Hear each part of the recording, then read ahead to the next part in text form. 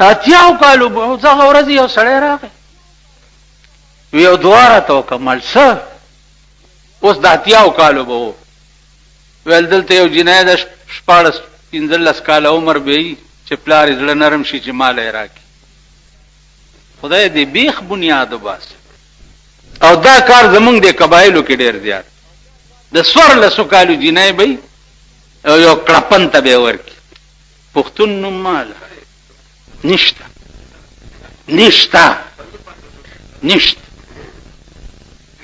پښتانه مختانه نشته دا د پښتو مختو ټکي چې تاسو اخبار کې ګوري زه د دې ټولو نه مخکې حامي یم زه پښتون یم او زه به د پښتون ټکي اله منم چې د پښتنو ښځې په کور کې کینی ته پوه شو په خبره د کم پښتون ښځه چې بار سړي بویي پښتون نه پښتانه مختانه نشته او یا به مې لیونی شوه په تورجمي باټینګڼ غواړي کم سړی چې په خپلې لور پیسې واړي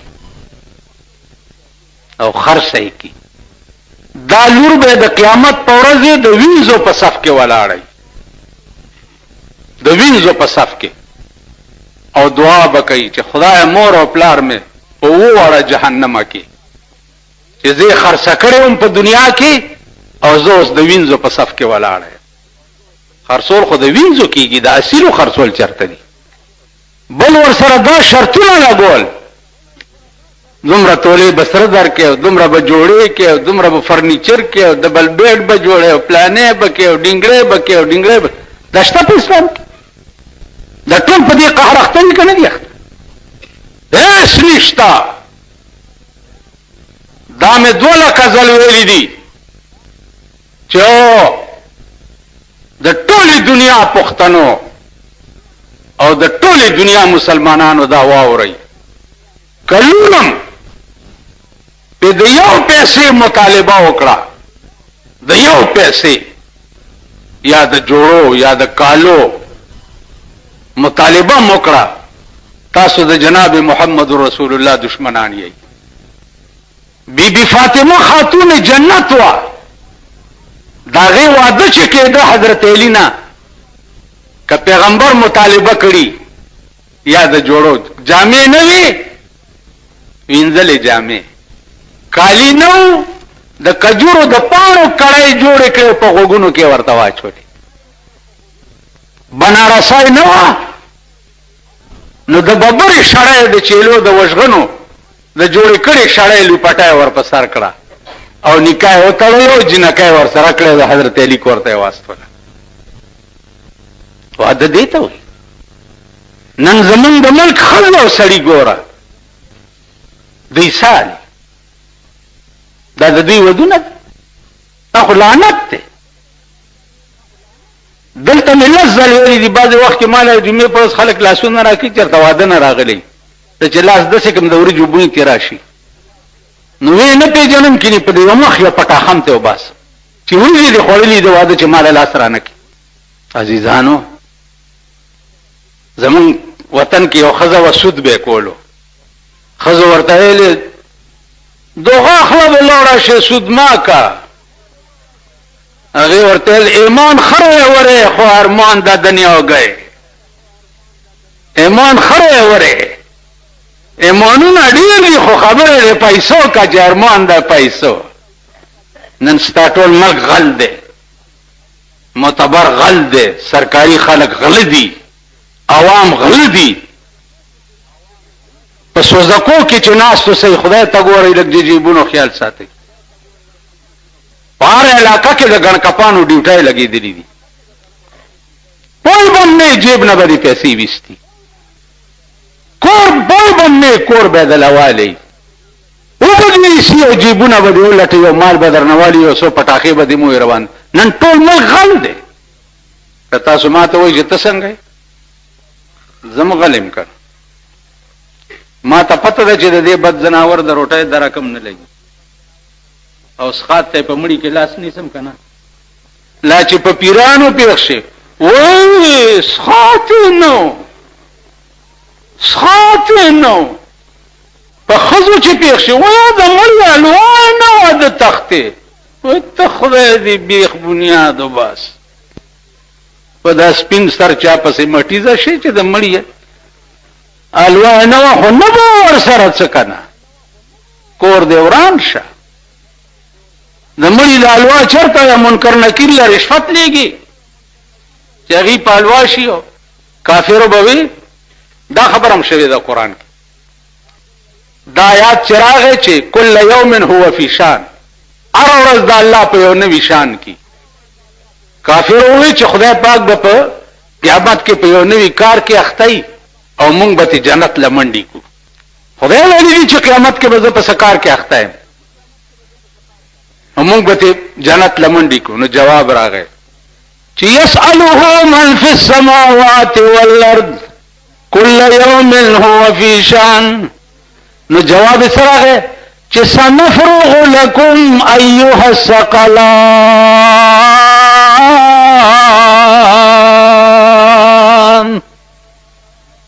کله قیامت پر ورځ په کار کې مخته ما او د بنی آدم او د پیرانو ډلې خدای راست په ذات مې دي قسمی چې ځان بدر ته اوسګار کوم سنفرغ لكم ايها الثقلان زب تاسو د پاره ځان اوسګار کوم زئی برانه پکما یا معاشر الجن والانس ان استطعتم ان تنفذوا من اقطار السماوات والارض فانفذوا لا تنفذون الا بسلطان اے د پیریان او د بنی آدم وډلې کیا طاقت لري نو زئی زما د اسمانونو زما د زمکونه وزئی تلاشي کم خوا به تختی زیبا کم خوا هغه چل دی یو سړی نه چا پیسې و تختولې هغه داسې منډې والی دا چې چا نه تختولې دا دیرې ته را منډه کړه ویل که هغه دی لاړو اغل ویل په آرام کې نه دا ځای دی دلته به راځي کم خوا به تختی که کېړی دی پټې کې پروسه کال یو 13 جمعه یو سړی راغی بیچاره نه کېړی پټې مسک دا سب ټیک شي خو کده دې ذلیل ملک نظام ټیک شو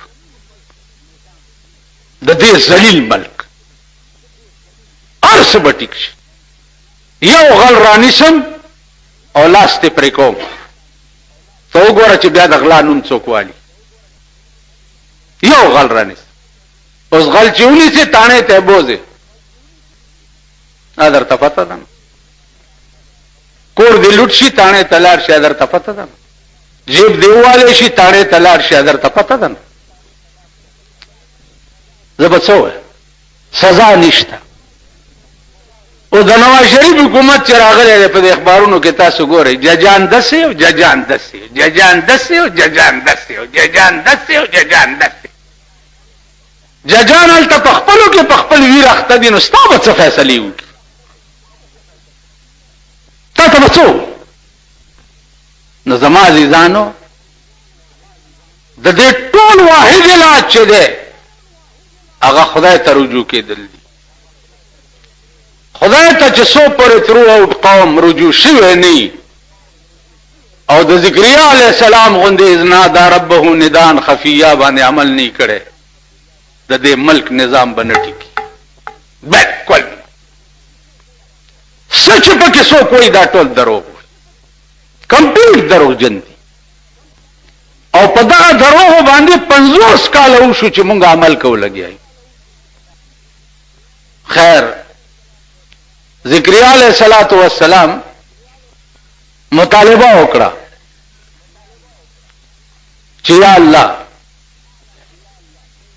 مالا یو زوی راکا چې ما نه رستو هغه د دین خدمت کوي زوی راکا خو دین د پاره نن زمونږ ځامن مونږ ز دین د پاره نه دی غوښتي نن زمونږ ځامن مونږ دنیا د پاره غوښتي کده مليانو دی او کده پیرانو دی او کده میاګانو دی او کده باچایانو دی دنیا د پاره دی دین د پاره نه دی خدای د پاره نه دی جواب راغی زه غواړم د دین د پاره یا زکریا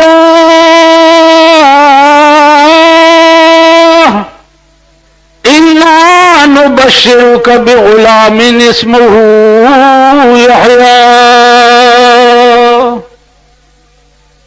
اے زکریا علیہ السلام زیر در کوم پیوزوی باندې چې نام به یحیی زوم در کوم او نامم ولما کی خوا یحیی به نامي.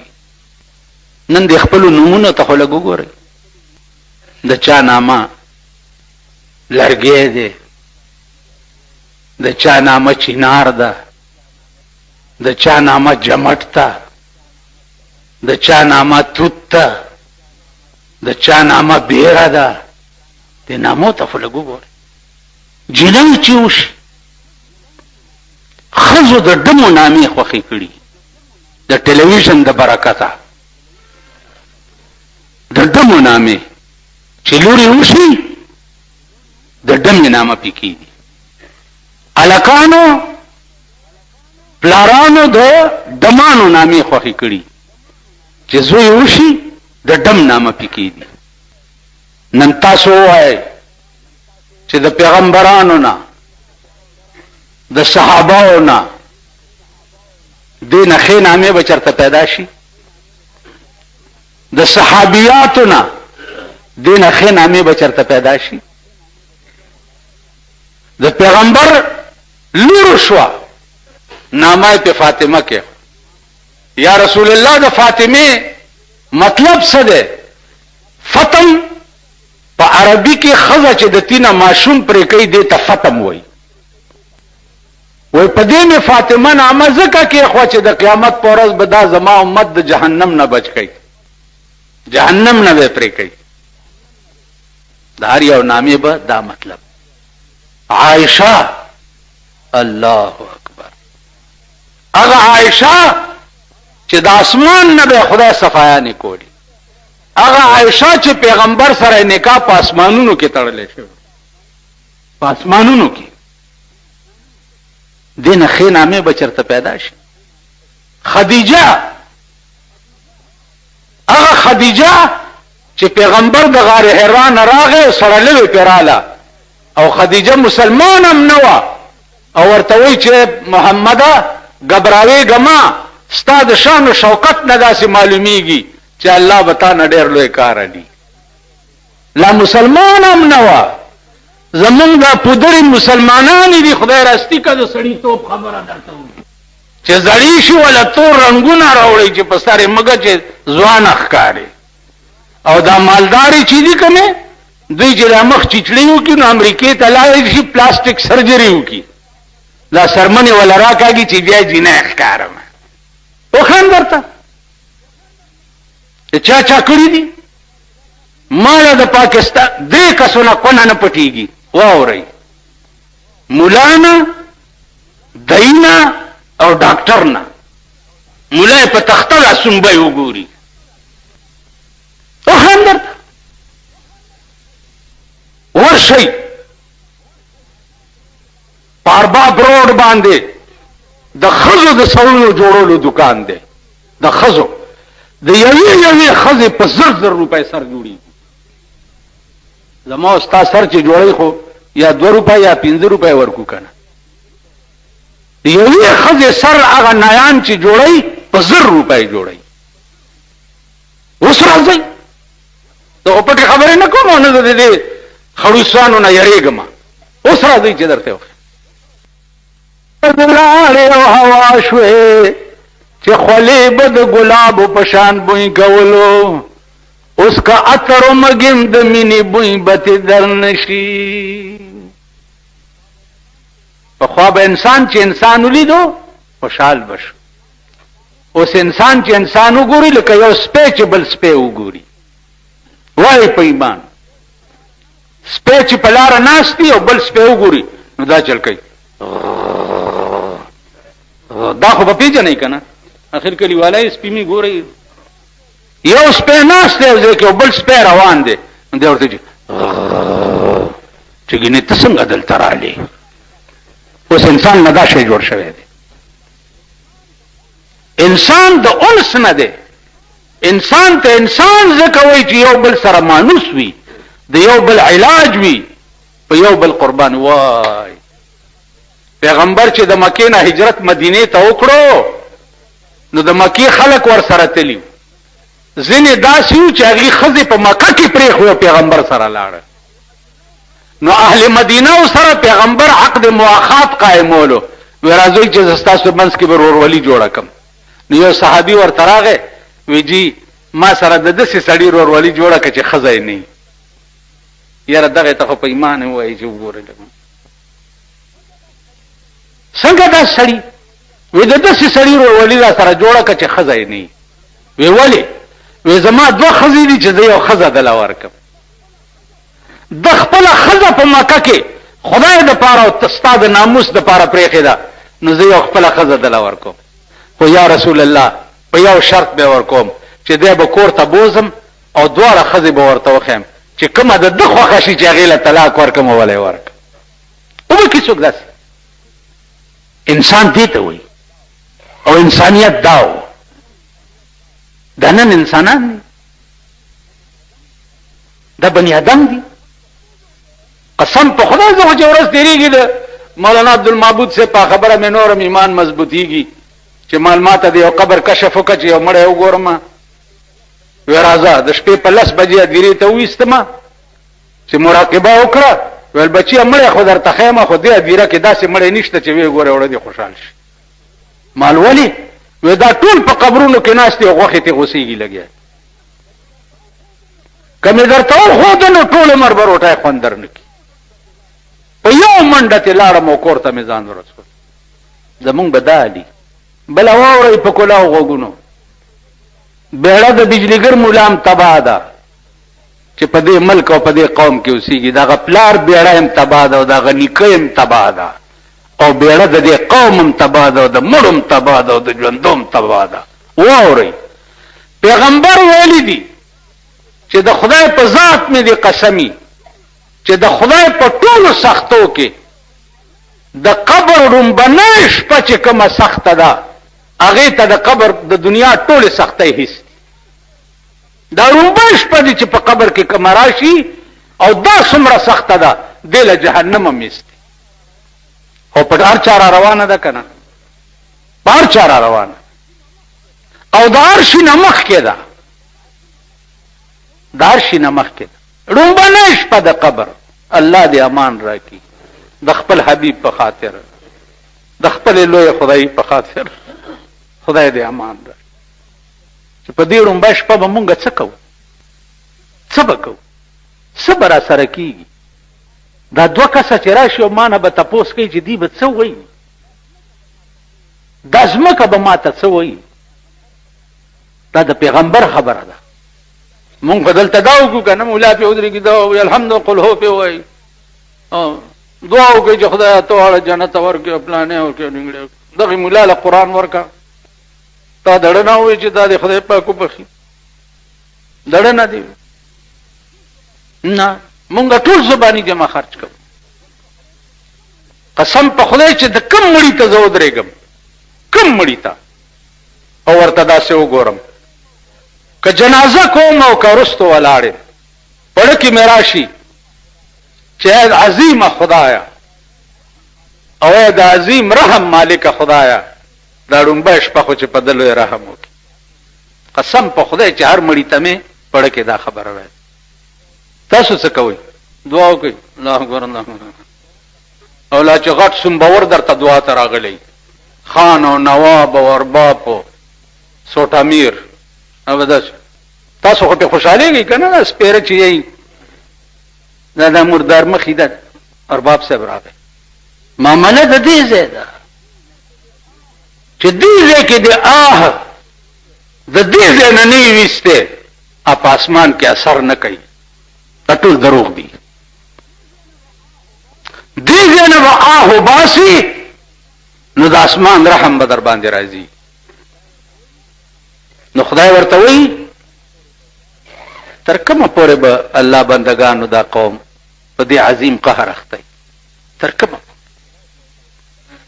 خدای ته وګورئ کله خو سمم شي که نه. کله خو سمم شي. رحمان بابا وی ولی نګوري و ما تسم پس، ولی نګوري و ما تسم پس، زیاتوي د غم زدا غم پس. ستا په عشق چې ما ګوري علم جاړي،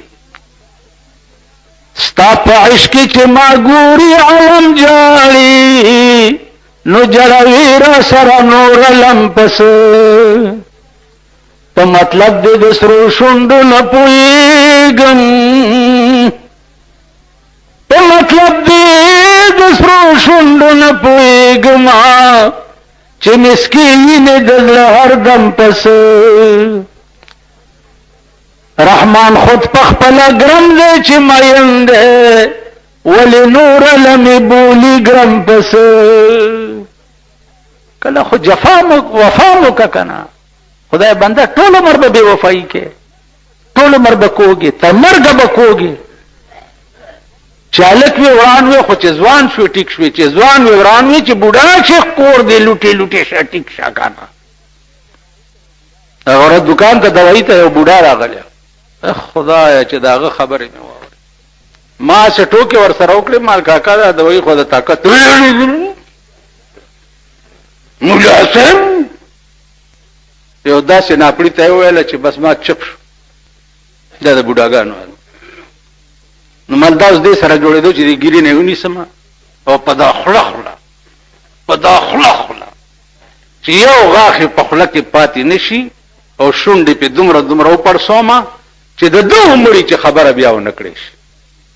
دا بل شعر واورئ.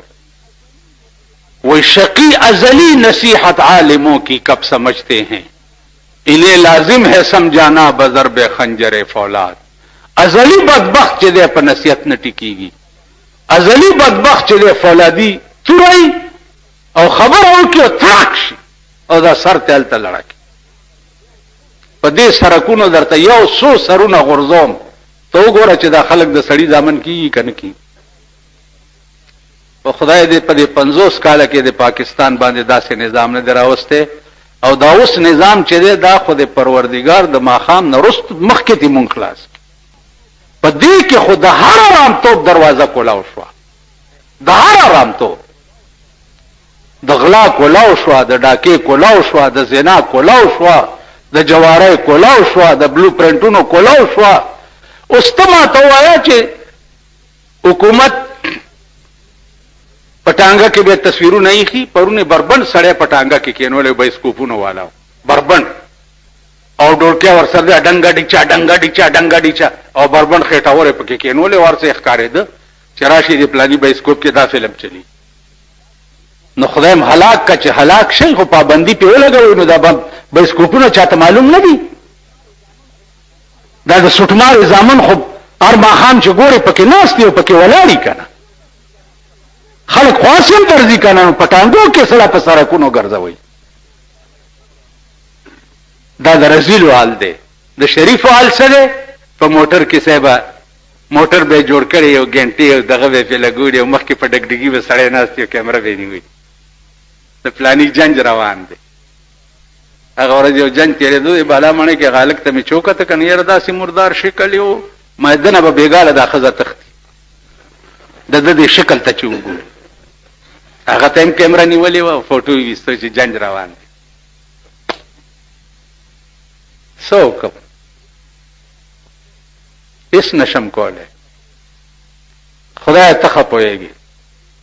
ای الله غیبي انقلاب راولې په دې پاکستان، غیبي انقلاب.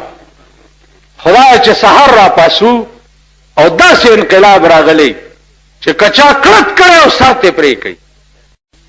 قرآن کې راځي سورت مریم کې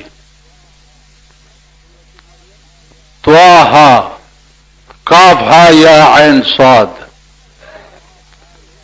ذکر رحمت ربک عبده زکریا. اس کاف ها یا عین صاد دا 13 جمعه د حروف مقطعات و باس ما تاسو ته کړو. اوس زکریا علیہ السلام نیمه شپه ده او په کوټګۍ کې ناشته ورسره یو فکر پیدا شو. فکر دا پیدا شو چې ما خو ټول عمر خدایا ستا د دین په خدمت کې تیر کو، اوس زه یریږم چې د کوم دین خدمت چې ما کړی دی یا الله دې خدمت د پاره ما نه رستم یو وارث پکار دی، یو سړی ما نه رستم پکار دی چې د دې کوم باغ خدمت ما کړی دی چې دا باغ را نه خراب نشي. څه وایي؟ کاف یا عین صاد. اوس په دې هغه رب پوهېږي، دا مغه حروف مقطعات دي چې په دې الفاظو کې الله پاک څه وویل ذکریا علیہ السلام، په دې الفاظو کې څه وویل الله پاک جناب محمد رسول الله ته. کاف یا عین صاد. ذکر رحمت ربک عبده زکریا اذ نادى ربه نداء خفيا قال رب إني وهن العظم مني واشتعل الرأس شيبا ولم أكن بدعائك رب شقيا وإني خفت الموالي من ورائي وكانت امرأتي عاقرا وقد بلغت من الكبر عتيا. سوال څنګه کوي؟ اذ نادى ربه نداء خفيا. الله تعالی چې کوي نو आवाज کوي خو ډېر غلې او ډېر پرو. هر دعا چې کوي او ځان له کوي نو ډېر غلې او ډېر پرو چې یا خدای په خبري او یا ستا زړه په خبري. څه وایي؟ قال رب إني وهن العظم مني واشتعل الرأس شيبا. اے اللہ بوڑھا شما، کمزور شما، سر میں سپن شو، د بدن ټول اعضاء میں کار پرے ہو.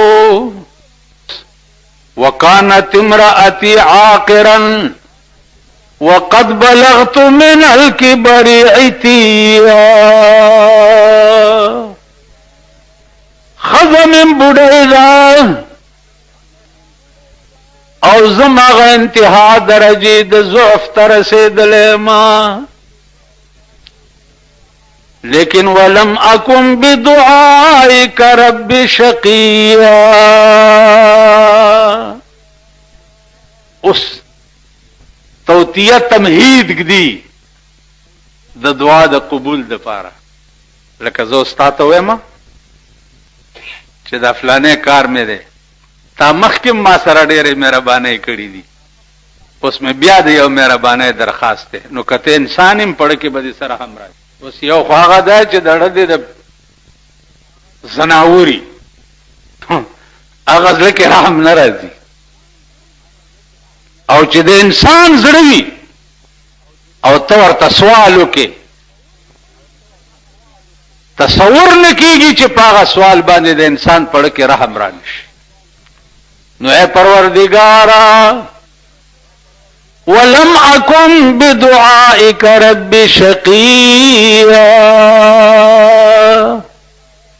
اے الله چې کله ما تا ته دعا کړې ده او کله می سوال کړی دی نو نا امیده کړی دی نه ما اوس هم درته یو درخواست کولو والا یم خو چې نا امیده مې نه کې څه درخواست کوي څه درخواست کوي وإني خفت الموالي من ورائي اے پروردگارا زد خپل ژوند رستو یریګما چې ما نرستو به دغه دین خدمت کولو والا څوک وي د دې دین خدمت به څوک کوي اوس خو تا اولاد څه لا غواړي یاره مال حال ډیر دی او بچی می زامن می نشته تربورانو ته به می پاتی نو خزه زکه کوم چې وارث پیدا شي تاسو خو په ځاړه ځانم خزه دې لپاره کوي کنه چې دا الله پاک نه څه شی غختل به سړی په کومه طریقه کوي هغه طریقه په دې سورۃ مریم کې الله د ذکریا علیہ الصلوۃ والسلام په بیان باندې خلقو ته خوذلې که تاسو خیال وکړئ قران کریم دا تر قیامت پورې د مسلمان د پاره لا عمل دی او د هر شي طریقه کار چې دی هغه الله پاک په قران کې خودلې دی بیا که یو سړی دا وایي چې بعض خبره قران کې نشته نو عزیزانو دا یاد لرئ چې اول مفسر د قران کریم شپږ زره شپږ سوه شپږ شپېته آیاتونه دي او د دې تفسیر چې دی اگر رسول الله صلی الله علیه وسلم په 13.5 लाख حدیثو کې کړی دی نو د شپږ زره شپږ سوه شپږ شپېتو آیاتونو تفسیر دیار نسلیم لکه حدیث د جناب محمد رسول الله صلی الله علیه وسلم بیا د پیغمبر په حدیث کې چې څه اشکال پیدا شوه دی او خلق داغه په مطلب نه پیدا نو داغه د پاره مفسرین بیا الله پاک ائمه مجتهدین پیدا کړي ائمه مجتهدینو کې اول نمبر مجتهد چې هغه امام ابو حنیفه رحمت الله علیه بیا د امام ابو حنیفه رحمت الله علیه د وفات په شپه باندې الله پاک امام شافعی رحمت الله علیه پیدا کړو په کومه شپه چې امام ابو حنیفه وفات شو نو په ما شپه باندې امام شافعی پیدا شو دریم نمبر بیا امام مالک کو زتا است په ایمان وایم او بیا درته په ایمان وایم چې د دې خلکو درد د دې قران او د دې حدیث په زړه کې کتا سو وګورئ نو عمر لبا روټه خوندر نکی چې دام لا زړو او دام لا عشق او دام س درد بیا په دې ائمه مجتهدینو کې امام احمد بن حنبل رحمت الله علیه عزیزانو دا خلقو چې پیغمبر ته سل شپږ کاله نږدې خلقو بعضو پکې هغه سترګې لیدلې وي چې کوم سترګو جناب محمد رسول الله لیدلې خو بیا د دې خلقو ژوند د امام ابو حنیفه ژوند که تاسو وګورئ په یو رمضان کې دا اوس بله ورځ روژه تېره شوې ده په یو روژه کې به یو شپېته ختمونه د قرآن امام ابو حنیفه کول یو شپېته سهار نه به چې شروع شو ماښامه پورې به یو ختم وکړو بیا به مونځ تراویح وغیره چې وشوي او بیا به شروع شو تر سهاره پورې به بل ختم. اوس خلکو ته ما ته یو مولا ووایي چې یاره ما ته دې کې لږه اشتباه ده، د ملیانو داسې ډېر خوند نشته. دې کې اشتباه ده چې امام صاحب 40 کاله د ماسخوتن په اودس د سحر مونځ کړی. وی چې دا لږ زما خیال کې نه راځي. مال دا ستا خیال کې ذکر نه راځي چې ستا په خېټه باندې هره شپه ډبلی ماتیږي، دومره بلا دی وادي که نه؟ نو تا د خوب یقیني درځي. ته د امام ابو حنیفه هغه خوراک هم وګوره، هغه سکاک هم وګوره. خوب چې کوم شی سړي ته ورولي هغه شي ته دا ائمه مجتهدین به نږدې نه ورتله، نږدې. بل دا چې خوب عاشق سړي ته نه ورځي، خوب بېغمه سړي ته ورځي. رحمان بابا وایي چې په زړه د یار غم وي څه به خوب کا، چې په زړه د یار غم وي څه به خوب کا، هر چې تا غوندې غمجن وي څه به خوب کا.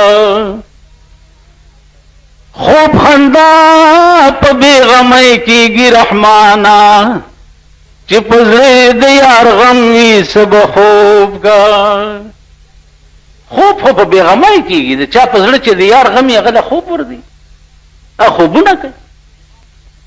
نو زما عزیزانو ما هغه ته مولانا صاحب خبرې ما سره ډېرې مه کوه او لار لنډوه، خبرې ما سره ډېرې مه کوه. وی چې ولې ملځه لیونی یم، کېدای شي لاس مې خطا شي چېرته یو پړق در نه وباسم، خبرې مه کوه ډېرې. په باب د دین کې 3 قسمه خلقو متعلق به ما سره خبرې نه کوي. یو صحابه، یو ائمه محدثین، یو ائمه مجتهدین. د دې 3 قسمه خلقو متعلق به ما سره خبره نه کوي. کوم خلق چې پیغمبر ته نږدې د دین خدمتګار پاتې شوي دي، اصلي مسلمانانو مغه خلقو. تاسو پوه شئ په خبره؟ پیغمبر ته نږدې. زه د شیعو سره کله کله د محرم کې ګډبړي، نو د تیر محرم کې مې د شیعو مولا ته ووی ما لکه خبره واوره، ته په ایمان یې ووایه چې ته په خپل کور کې خپلې ښځې سره فیصله کولی شي چې هغه څه وایي ستا او د هغې جوړ راځي. ویل نه چې ډېرو خبرو کې اختلافات هم سره راشي، مال ستا ښځه ده، ستا په نکاح کې ده، ته خپلې ښځې سره فیصله نشي کولی. او د چا تربیت چې د جناب محمد رسول الله په غیږ کې شوی و، ته 1500 کاله وروسته د ابوبکر او د عمر او د عثمان فیصلې کوې. اوس مسله واوره، مولانا صاحب په کلاو غوږونو واوره. دا زه چې تاسو سره انګته نه اچوم، زه د دلایلو جنګ کول غواړم. دلایلو جنګ د صحابه متعلق پیغمبر ویلي دي چې اصحابي کالنجوم بأيهم اقتدیتم اهتدیتم. زما صحابه په شان د ستورو دي، هر یو پسې چې تاسو اقتدا وکړه دغه سمه لار ده. بل حدیث ته چې انما انا لکم مثل الوالد لولده. اے صحابه زه تاسو د پاره په مثال د پلارم لکه پلار چې د زوی د پاره. اوس که د صحابه منځ کې څه اختلاف تیر شوی وي نو پلار پوهېږه او دغه فیصله پوهېږه د خدای په مخ کې. ته 1500 کال وروسته چې خپله ښځه نشي ټیکولی، ته 1500 کال وروسته تللی د ابوبکر او د عمر فیصلې کوې.